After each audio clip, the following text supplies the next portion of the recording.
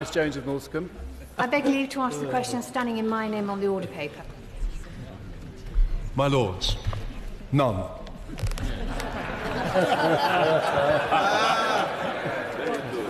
The Noble Lord the Minister did actually warn me that he was going to give me a brief reply, but I had hoped for more than one word. During the coalition government, there were plans for reform, and they were dropped because of backbench rebellion and all that sort of thing. But since then, I think the public atmosphere has changed, and even staunch traditionalists are calling for the abolition of this House. So don't you think the government should think again, perhaps, and make this truly representative, accountable and democratic? Can I say to the Noble Baroness, no discourtesy was intended, and it allows Noble Lords more time to ask questions.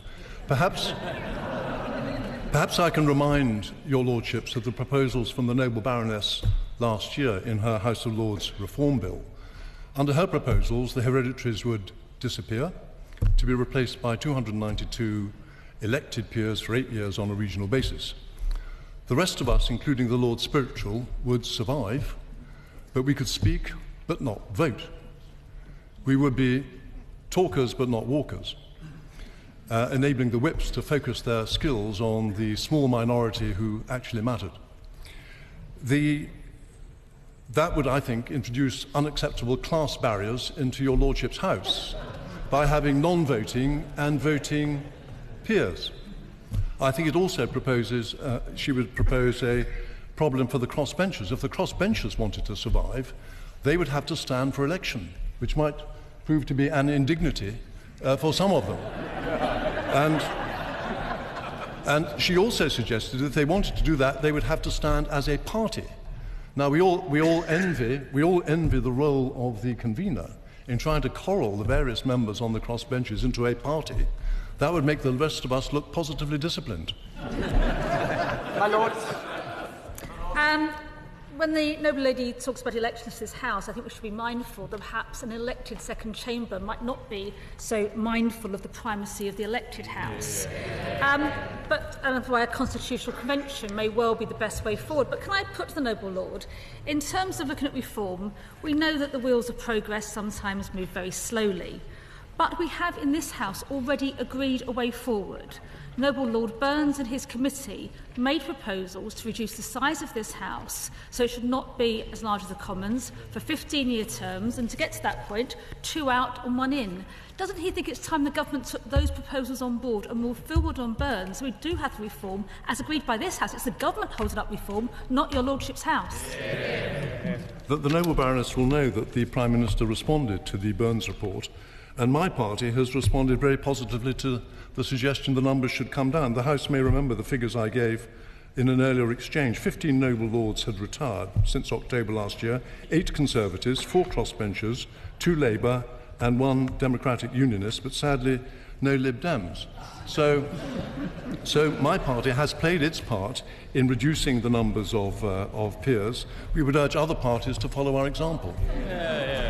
Lords, can I commiserate with the Noble Lord? Because, of course, in a previous existence in the other place, he indulged in a very considerable effort to try and get the 2012 coalition bill through and secured the biggest majority for such a bill. And does he not note now that he was thwarted by, of course, an unholy alliance between the opposition front bench and rebel reactionary Tories?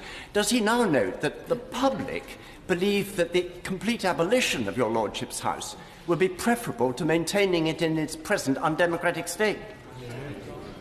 I'm not sure on what evidence the Noble Lord makes that final statement. He's quite right. In the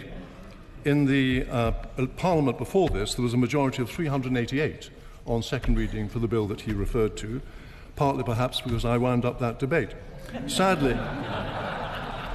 Sadly, it was not possible to progress with a programme motion, partly from some dissent on my own party. I wouldn't call them rebel reactionaries, which I think was the word that he used. But had the Labour Party joined the government in the lobbies, that programme motion would then have been passed. So I think the responsibility needs to be shared. I think the Noble Lord is right to remind the House that there is some discontent in the other place about the role of your Lordship's House.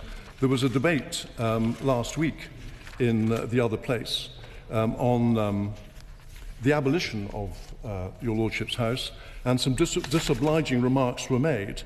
It is about time the Commons decided who is an appropriate member of the Second Chamber.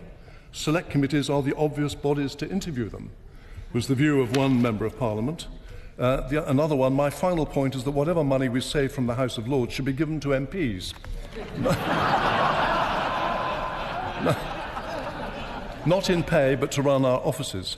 But I don't believe that there is a public appetite for abolition of the Second Chamber. My Lords.